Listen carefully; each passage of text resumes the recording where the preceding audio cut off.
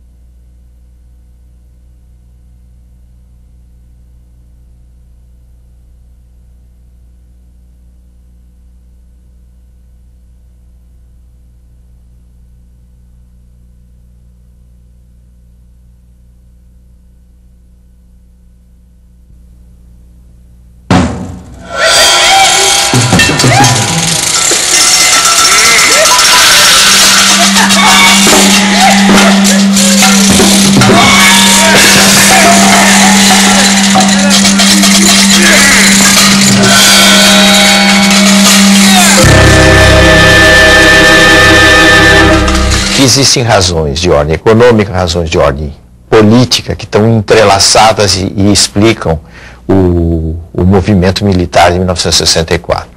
As razões econômicas resultam da deterioração de um quadro que se revela numa inflação que quase chegou a 100% anuais, o descontrole das contas do governo, do setor externo da economia, enfim, uma situação para a qual se tentou encontrar saídas no fim do período democrático, mas que infelizmente essas saídas fracassaram.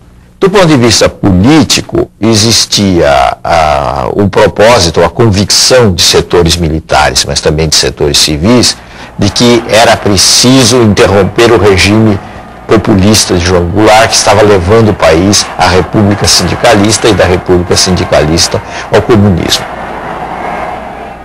Sejam tranquilos, que dentro em breve esse decreto será uma realidade, e realidade há de ser também a rigorosa e implacável fiscalização para que seja cumprido o decreto do aluguel.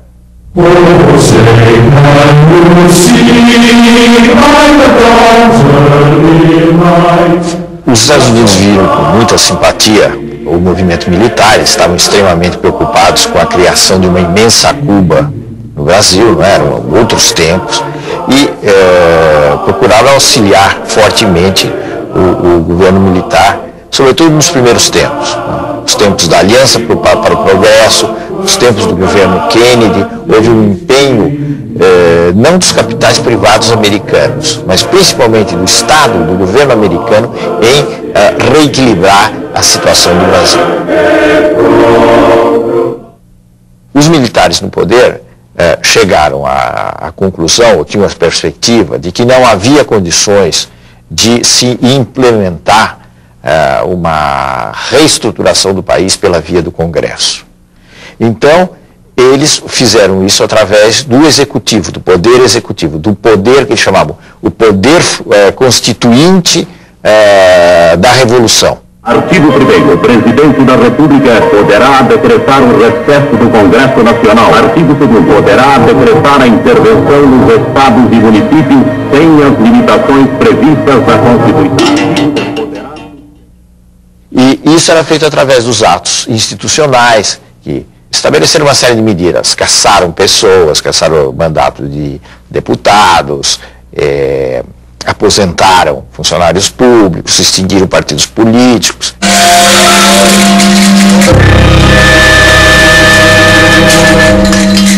Esses atos nasciam da autoridade do general-presidente Castelo Branco. Uma tradição e princípios morais e políticos que refletem a alma brasileira.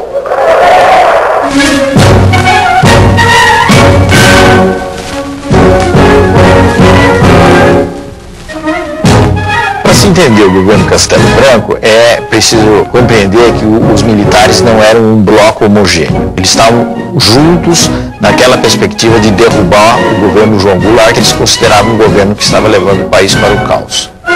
Mas a partir daí eles se dividiam. Existia um grupo mais intelectualizado, que era chamado o grupo da Sorbonne, com uma alusão à Universidade Francesa, que pretendia, na realidade, fazer uma espécie de purificação no país. Isto é, a ideia era eliminar a corrupção, eliminar os populistas, os comunistas, e feita essa limpeza, se esperava, num horizonte relativamente próximo, a reinstauração de um regime democrático baseado na ordem.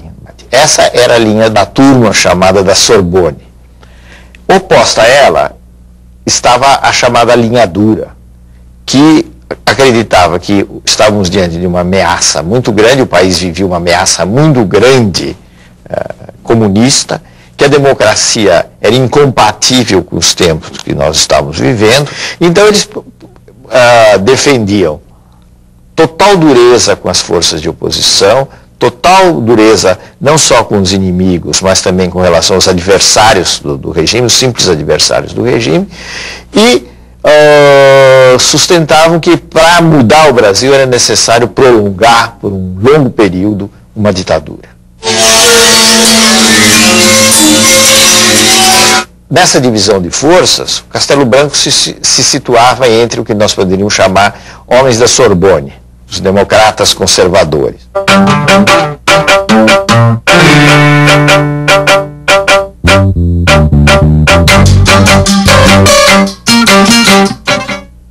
Houve uma pressão muito grande da linha dura sobre o Castelo Branco, no sentido de que era preciso reformular esse sistema partidário, que não era possível manter aqueles partidos existentes, porque senão a revolução, apesar dos atos institucionais, etc., começaria a perder força, porque seria derrotada nas eleições.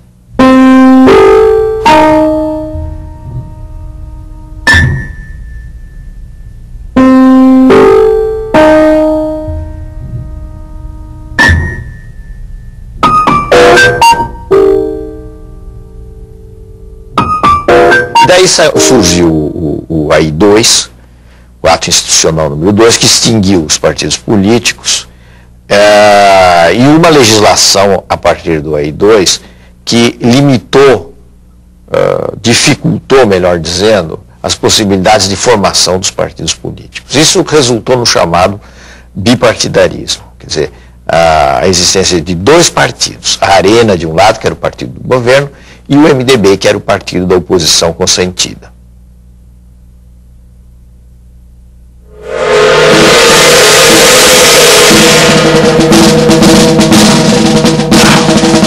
Os militares consideravam que havia duas forças em choque no mundo.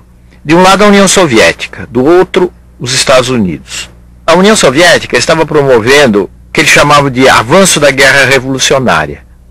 Os Estados Unidos representavam a defesa democrática. E era preciso optar entre estes campos. E o grupo castelista, o grupo que foi formado pela Escola Superior de Guerra, optou claramente pelo campo americano. Então, os castelistas eram muito pró-Estados Unidos no plano da política externa e, ao mesmo tempo, eram, digamos, mais democráticos do que os partidários da linha dura. Os partidários da linha dura combinavam mais nacionalismo com repressão, com violência. Podemos dizer que no espírito da Constituição de 67 estava a doutrina da segurança nacional, que era uma doutrina formulada no período da Guerra Fria. A outra coisa que também era novo na Constituição de 67 foi a consagração, que já vinha dos atos institucionais, das eleições indiretas em todos os níveis, não é? Para presidente da República, para governador dos estados. O general Castelo Branco, cujo mandato foi até prorrogado contra a vontade dele, ele não queria que houvesse essa prorrogação, não conseguiu fazer um sucessor. O que significa que o grupo castelista não conseguiu fazer o sucessor. Tanto assim que a linha dura conseguiu impor o general Arthur da Costa e Silva. Prometo manter, defender e cumprir a Constituição, observar as leis, promover o bem geral e sustentar a união, a integridade e a independência do Brasil.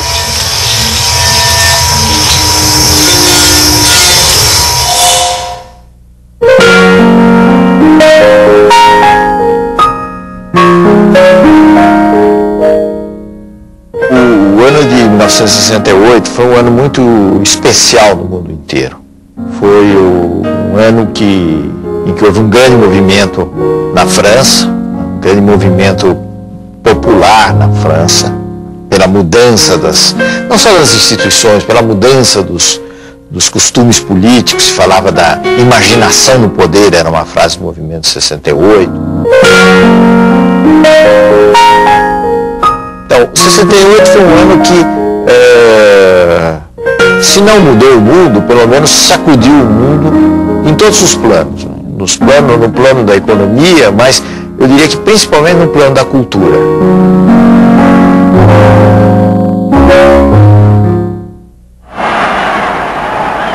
Isso se refletiu no Brasil, né? A gente deve lembrar a explosão do tropicalismo, uma explosão que pode ser resumida numa frase do Caetano e de uma música do Caetano Veloso: é proibido proibir.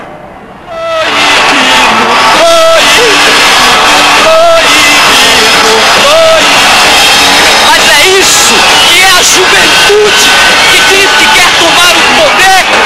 Vocês têm coragem de aplaudir este ano uma música, um tipo de música que vocês não teriam coragem de aplaudir no ano passado?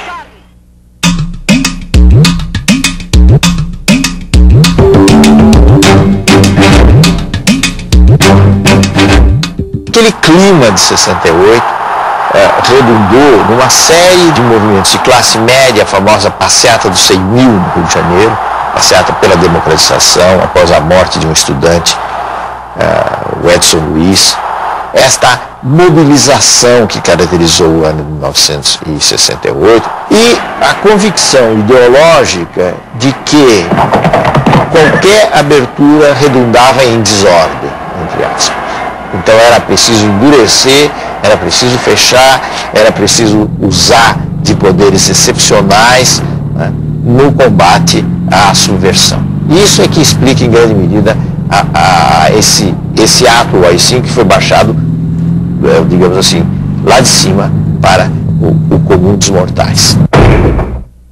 O AI-5 estabeleceu de novo uma série de medidas excepcionais que a Constituição de 67 havia suspenso. Então voltaram as cassações, voltou um fechamento político em geral. E o que é importante no AI-5 também é o fato de que todo esse fechamento foi feito sem prazo. Quer dizer, o AI-5 veio para ficar. É como se dissesse, o AI-5 dura, o AI-5 era um produto da linha dura. O AI-5 dura enquanto for necessário.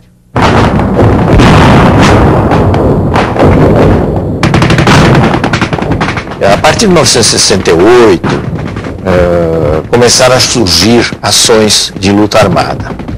Mas nós podemos dizer que o período de auge da luta armada foi o período posterior ao AI-5. Foram os anos 69, os anos 70, foram os anos mais sensíveis, digamos assim, da luta armada. O que estava por trás da luta armada? Estava por trás da luta armada a ideia de que, por métodos pacíficos, seria impossível derrotar a ditadura.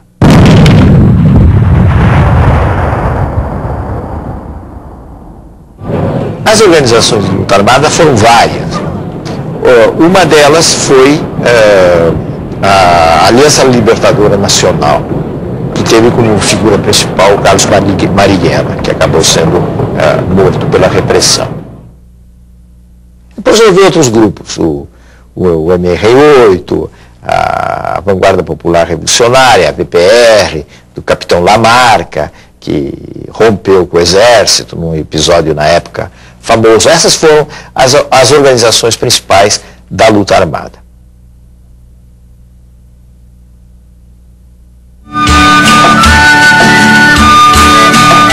essa ideia da luta armada foi muito influenciada pelo clima existente na época, não é? E pelo êxito da Revolução Cubana. Porque a Revolução Cubana realmente representou alguma coisa de espantosa. O regime militar desencadeou uma repressão muito violenta, feroz sobre esses grupos e que atingiu, inclusive, setores da sociedade que não estavam integrados nesse grupo. Quer dizer, quando se fala em tortura no regime militar, a gente deve lembrar que só em 68 a tortura se tornou sistemática em todo o país, como um instrumento político.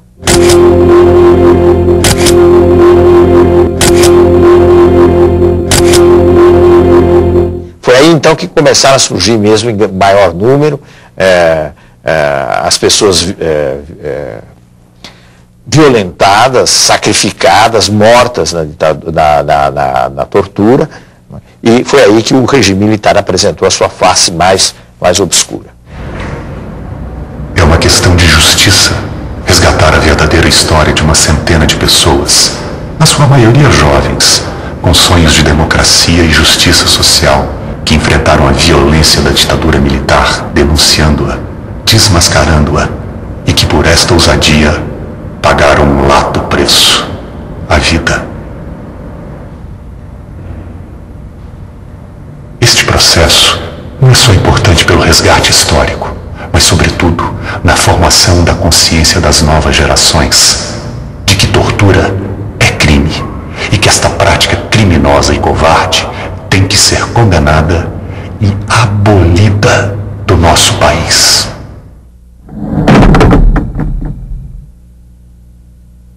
Costa Silva ficou doente, foi afastado do poder, houve o comando do país passou para os comandantes das três armas, e daí se fez uma eleição, que era sempre uma eleição a portas fechadas, se fez a eleição, aí sim, de um típico representante da linha dura, que foi o general Emílio Garrastazu Médici. O nome do Médici está associado a um período mais negro de repressão, podemos dizer que na história brasileira.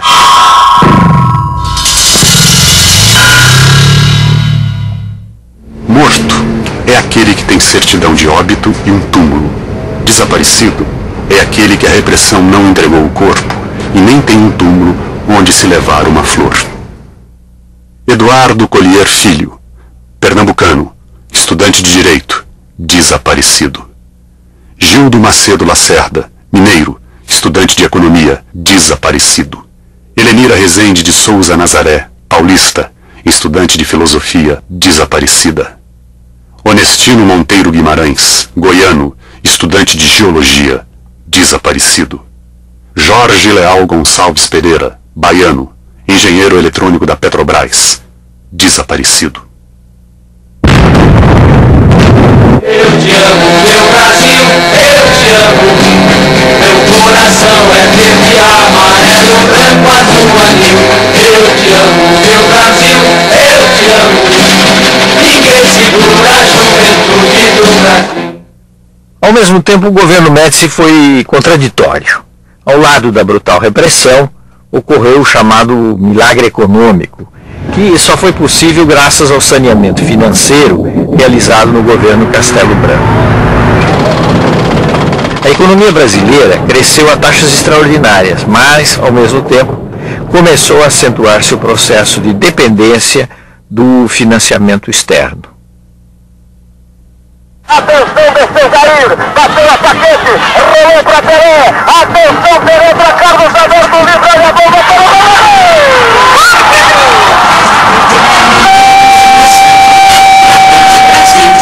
No meu coração, todos juntos vamos pra frente, Brasil, salve a seleção.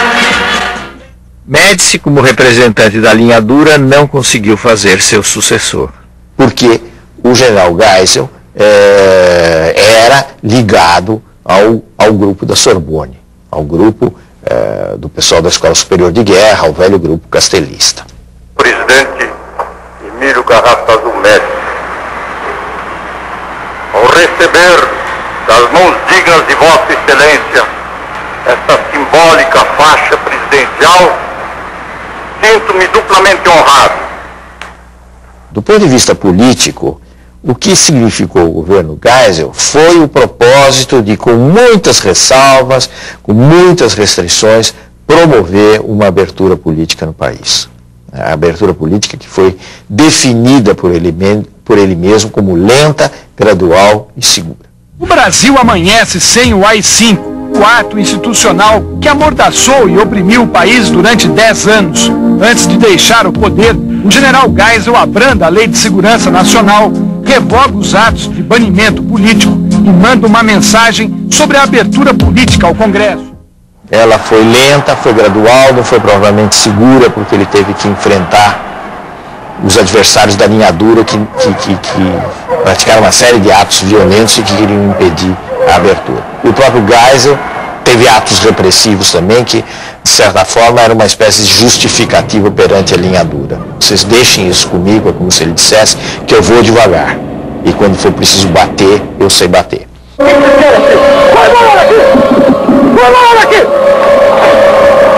Ato público está proibido. Não admitimos passeata nem comício. Está todo mundo preso. Quando nós falamos na abertura, é importante ressaltar um outro fator, que é o papel da igreja. E eu estou falando essencialmente da Igreja Católica. A igreja se transformou muito no mundo, e especificamente no Brasil, em que surgiram figuras fortes de oposição ao regime. Dom Helder Câmara, arcebispo, ou cardeal, melhor dizendo, de Recife, Dom Paulo Evaristo Artes, em São Paulo, né, foram figuras destacadas de oposição ao regime militar. É muito importante pensar na justiça. Olhe, pessoal que trabalha muito, ganha muito pouco.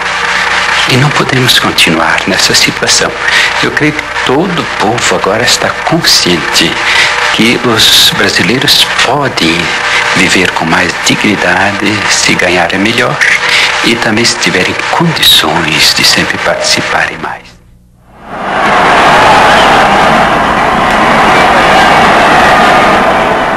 A grande novidade, vamos dizer assim, social dos anos 70 foi a explosão dos movimentos grevistas por reivindicações, várias reivindicações, mas sobretudo reivindicações salariais, que caracterizaram os anos 78, 79, especialmente nessa região do ABC, em que se destacaram alguns dirigentes, mas o principal foi o Lula. Os grandes centros urbanos sentem o mesmo problema que os trabalhadores dos países mais desenvolvidos sentem, eles terão que brigar e será irreversível essa briga, e os patrões terão que entender. O último presidente militar foi o general Figueiredo, João Batista Figueiredo. Essa sucessão do Geisel para o Figueiredo representou uma exceção, praticamente, na mudança, na substituição de nomes, porque o Geisel conseguiu fazer o seu sucessor.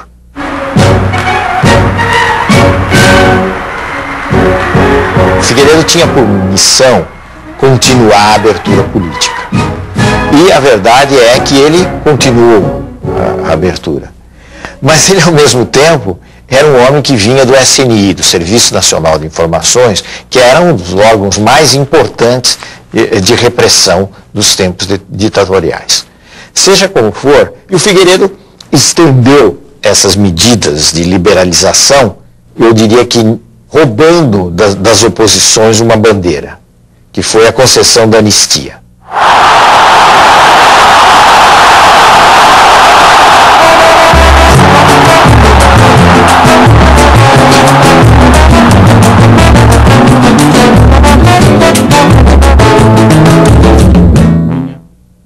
Um dos aspectos importantes do governo Figueiredo foi o fim do bipartidarismo. Então aí, nesse momento, surgem os partidos que, em linhas gerais, são os partidos que nós conhecemos até hoje.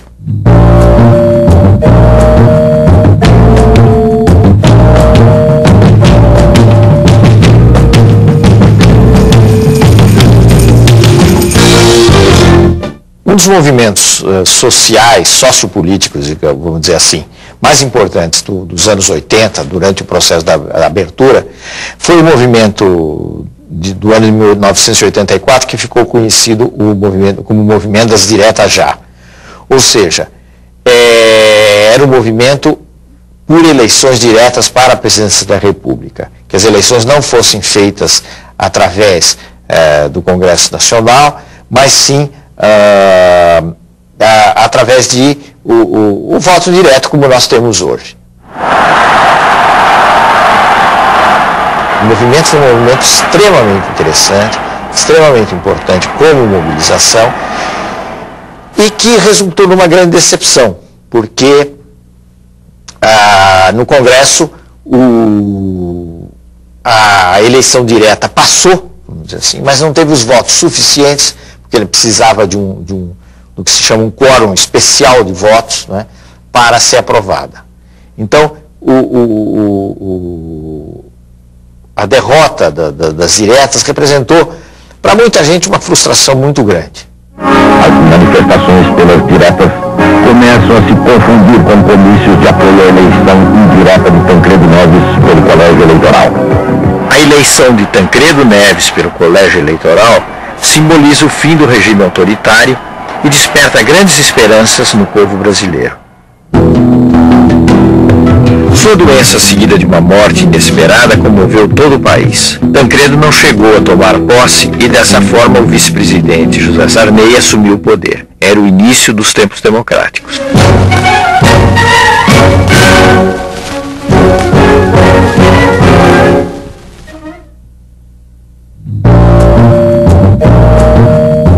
No próximo programa, a redemocratização, o governo Sarney, crise financeira do Estado, planos e fracassos econômicos, o governo Collor, Fernando Henrique, o Real e o início do governo de Luiz Inácio Lula da Silva.